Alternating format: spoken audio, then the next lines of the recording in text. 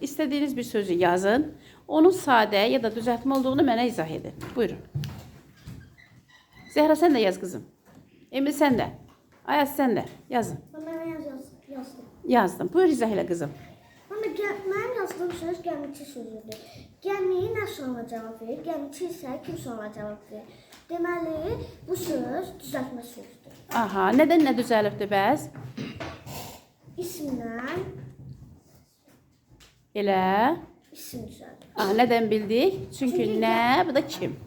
Buyur, Uğur, izah elə. Mən dəmirçi sözünü yazmışam. Sözün kökü dəmirdir. Dəmir nə sonra cavab verir, amma dəmirçi kim sonra cavab verir. Onun üçün bu düzəltmə sözdür.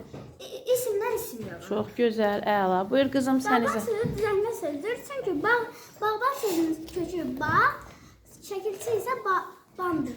Aha, nədən nə düzəlibdir? İsimdən isim. Bax, hansı suala cavab verir?